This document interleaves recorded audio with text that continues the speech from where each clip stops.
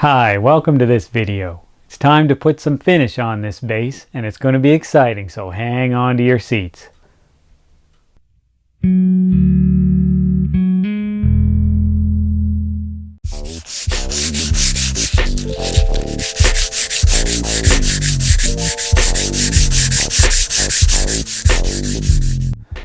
This is a multiple step finishing process I'm going through, and it's all water based.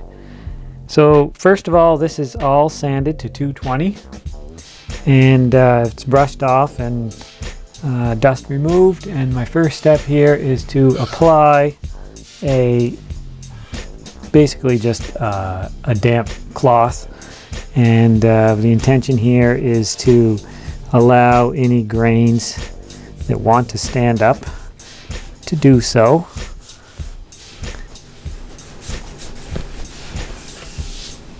So I'll wipe this on over the entire surface and allow that to dry.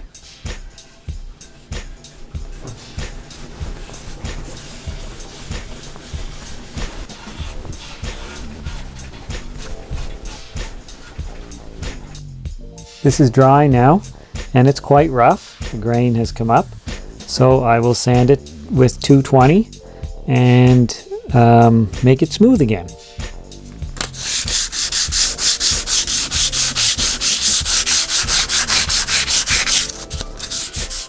The next step is to apply this wood conditioner, and I'm using this stuff because it is supposed to help ensure that the stain does not become blotchy. So let me go ahead here. This is a sort of wipe on kind of process. This is all water based.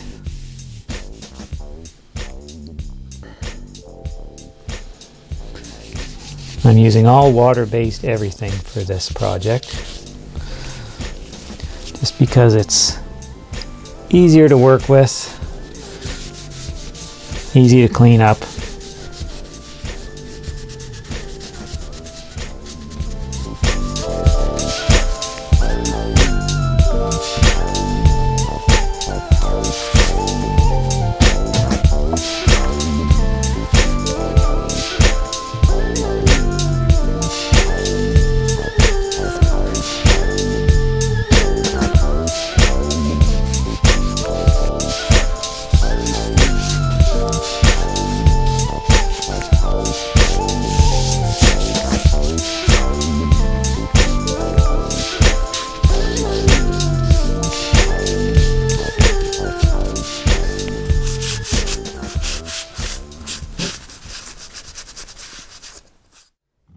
The wood conditioner has dried and it did in fact raise the grain some, so I've gone ahead and sanded the entire base again to 220 grit, and now I'm going to start with this grain filling product.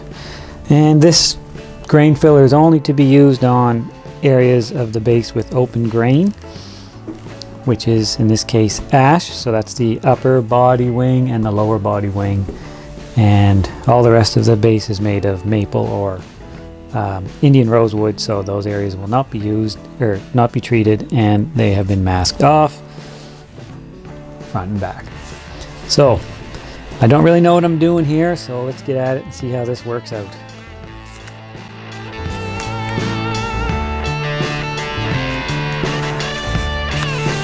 I think that's pretty good.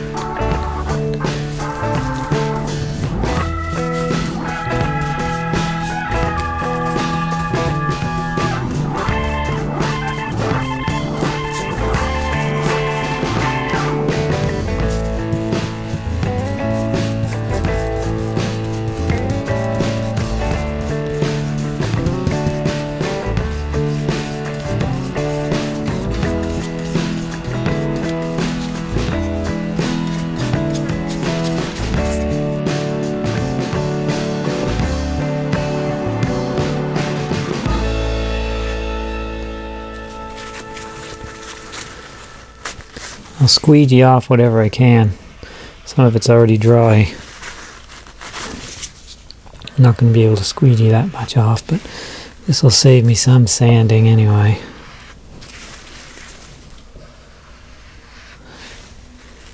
Instructions do say to scrape this stuff off like this, but it's kind of hard to get it just right for when to start scraping and when it's too early, you know. I don't know. All I know is I'm making a mess. A very big mess.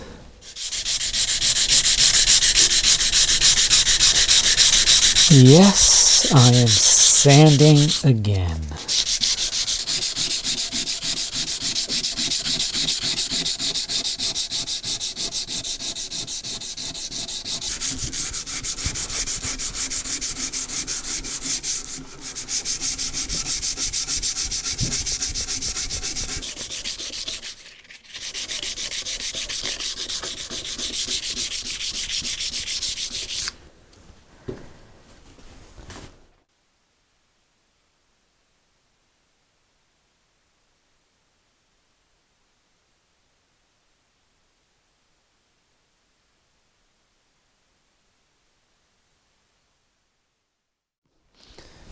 Now that the grain fill is complete, I'm going to move on to the staining, and I'm going to use approximately half of the concentration that's recommended for this product. I think it's easy to add more later if I decide I want to darken the color, but not so easy to remove it if it's too dark. So they recommend approximately 16 drops per 30 mils, which is about an ounce. So I'm going to make up about 2 ounces. About.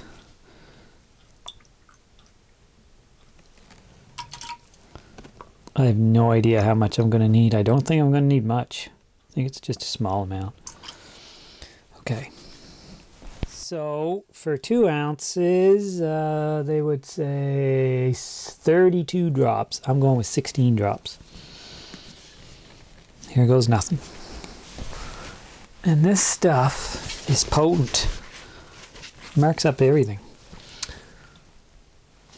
So we get that in there. There. 16 drops. Here we go. 1, 2, 3, 6, 7, 8, 9, 10, 11, 12, 13, 14, 15, 16 drops.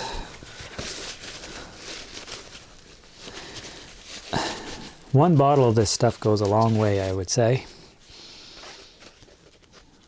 It's not cheap stuff, it's not inexpensive, but I think you can get a whole lot of uses out of one little bottle.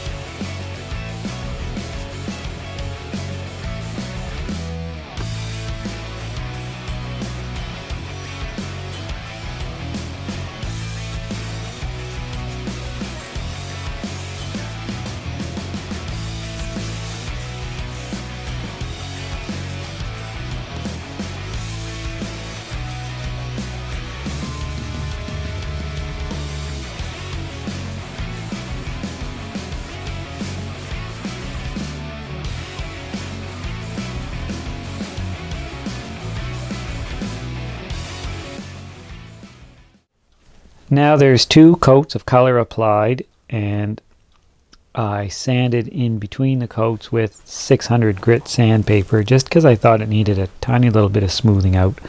On the second coat, I added a few drops of color to my mixture because I thought maybe it was a little too pale.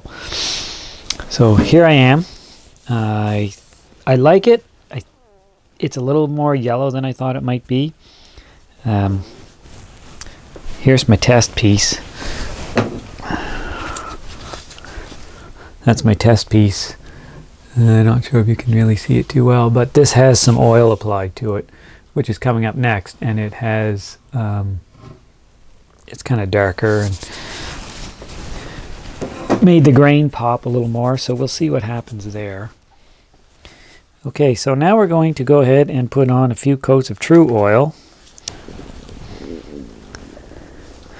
Has an interesting smell. Kind of smells like a horse burn or something. I'm not sure how thick to put this on. But, obviously thicker than that.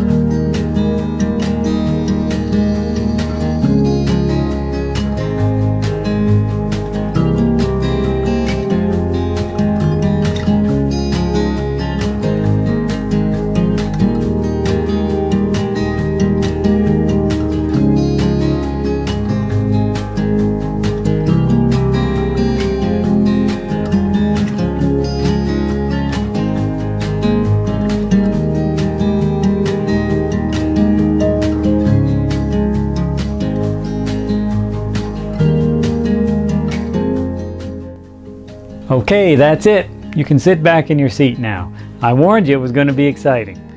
We're just about finished this project. The final step will be to put it all together, and that will be the topic of the next video, so stay tuned for that, and thanks for watching.